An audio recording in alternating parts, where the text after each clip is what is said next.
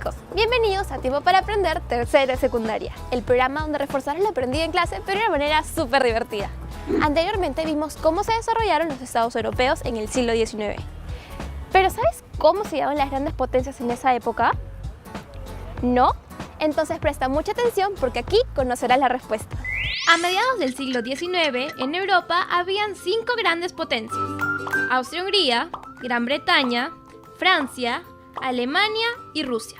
Y también una casi gran potencia, Italia. Entre todas ellas había un inestable equilibrio de poder. Y por eso, entre 1871 y 1890, surge un complejo sistema de alianzas en Europa. Pero para hablar de ese sistema, antes debemos conocer a Otto Bismarck, que por cierto, tenía un casco bien raro que más se parecía a la cabeza de un unicornio. Ok, alguien calme la ardilla, por favor. Bueno, mejor hay que escanearlo rápidamente para ver quién fue. Ahí está. Su nombre era Otto von Bismarck, pero para los amigos, canciller de hierro. Fue primer ministro de Prusia entre 1862 y 1873 y canciller de Alemania entre los años 1871 y 1890. Bismarck fue el artífice de la unidad italiana, tuvo una gran habilidad política y logró una rápida industrialización y fortalecimiento militar en Alemania.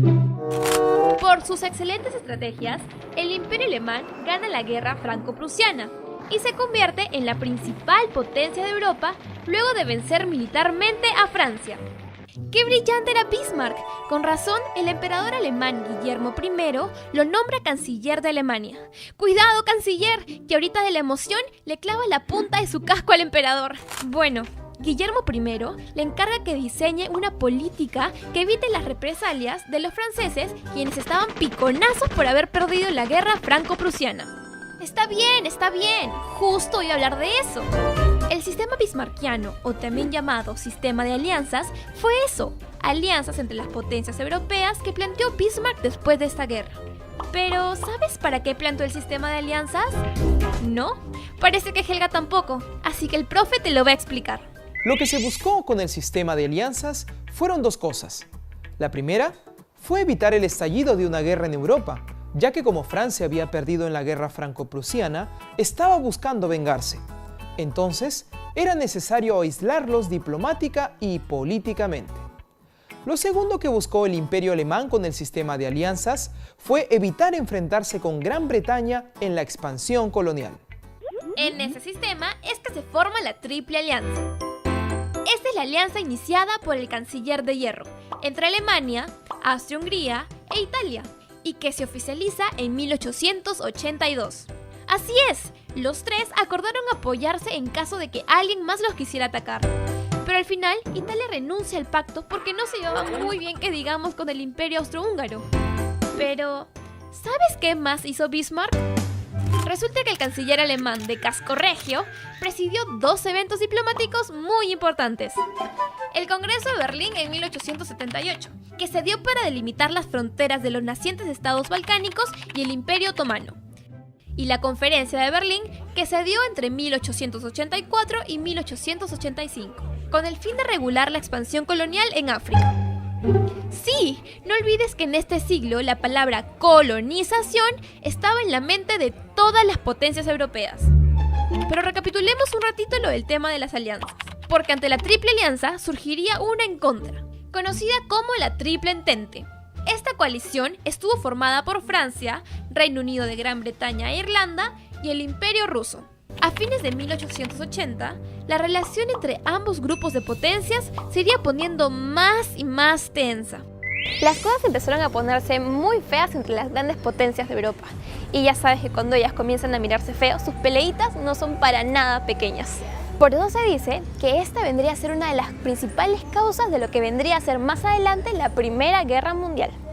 Y es que ellos solo pensaban en 2 cosas: expandirse y colonizar, expandirse y colonizar. Ay, ¿es que no podrían pensar en algo más? A mitad del siglo XIX, las grandes potencias estaban en toda la onda de la colonización. Sí, pues, todos pensaban en la expansión colonial en el mundo. Gran Bretaña y Francia empezaron a ocupar extensas regiones de África y Asia. En el caso de África, la ocupación europea fue casi total. A alucina que en 1885 solo Abisinia y Liberia eran estados independientes. Y en Asia, lo que ocurrió fue que a mediados del siglo XIX el control británico de la India se consolida. Además, más o menos por aquí, que es Asia suroriental, todo quedó repartido entre las potencias europeas con la excepción de Siam. Bien bravos eran los europeos, ¿ah? Pero otra historia fue la de China y Japón, porque los jaladitos le hicieron su par a los europeos colonizadores. Es que las dimensiones de China eran gigantescas y eso impidió que se convirtiera en una colonia. Y por otro lado, en Japón, su modernización frenó los intentos imperialistas europeos y más bien posibilitó que el país con el tiempo se convierta en una potencia imperial más. En Asia se producen dos cosas muy importantes. Enséñales, Helga. Nacionalismo y modernización. Así es, estos dos términos se juntaron. ¿Y sabes qué crearon? Nacionalismos modernizadores. Aparecieron movimientos nacionalistas que promovieron la modernización de sus sociedades, como en los casos del Imperio Otomano y de Japón. El Imperio Otomano era un gran estado multinacional que tenía dominios en 3 continentes: Europa, Asia y África. Pese a esto, a mediados del siglo XIX, tenía una estructura administrativa ineficiente y corrupta, un ejército desmoralizado y un mal sistema social y económico. Sí, pues, el Imperio Otomano estaba hasta el queque. No, Helga, con lo de queque me refería a que el imperio andaba muy mal.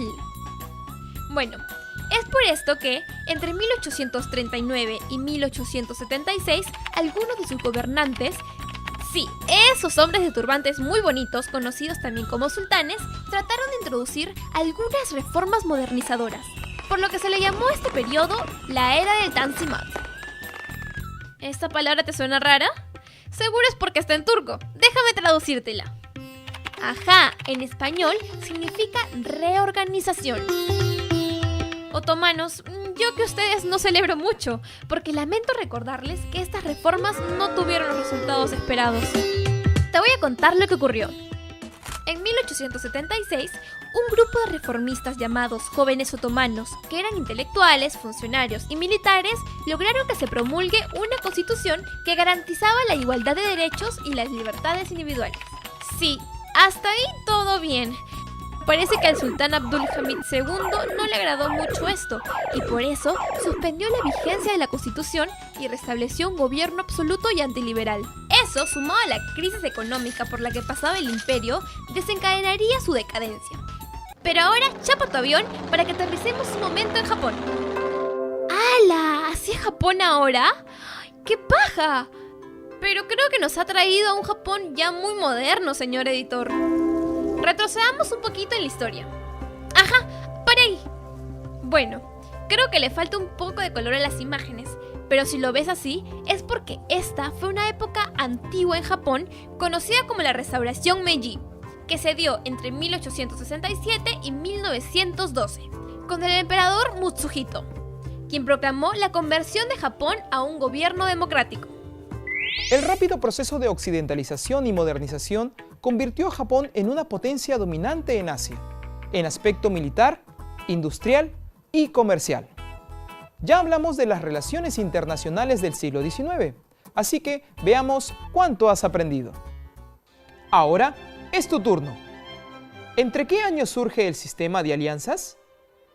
¿1865 y 1871? ¿1888 y 1894? ¿1871 y 1890? ¡Correcto! Es en estos años que surge este complejo sistema de alianzas, también conocido como sistema bismarckiano. ¿Qué países conformaron la Triple Alianza? ¿Alemania, Austria-Hungría e Italia? ¿Italia, Rusia y Gran Bretaña?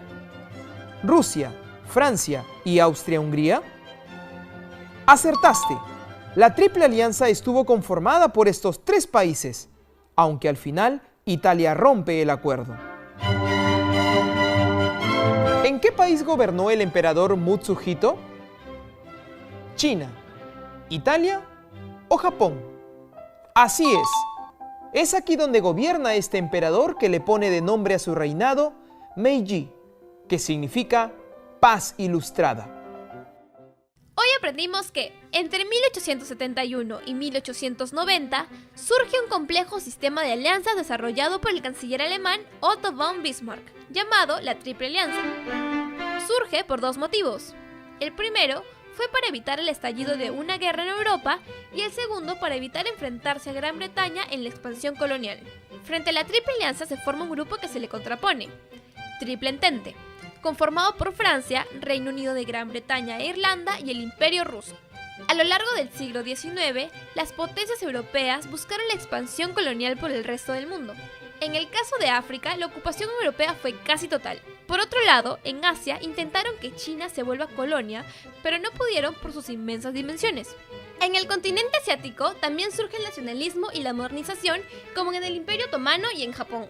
En el Imperio Otomano se intentaron hacer reformas modernizadoras, pero el sultán Abdulhamid II las suspendió, y en los años siguientes se aceleró la decadencia del imperio.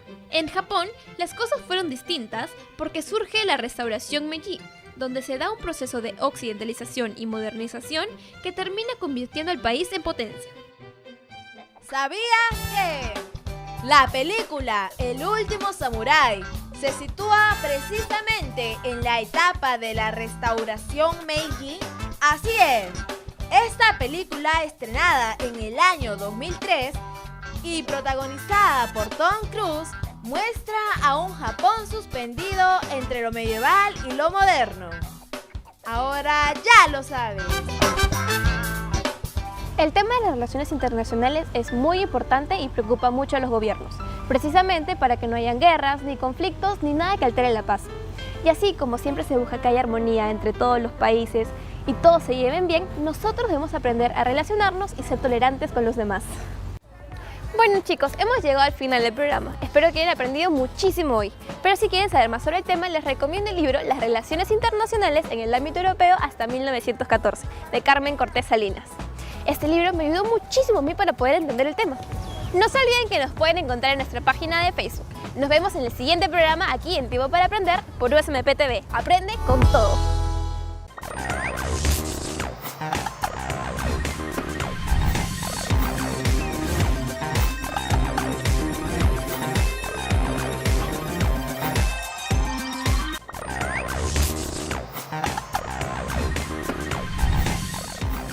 En el próximo programa aprenderemos sobre la revolución y la expansión industrial. No te lo pierdas.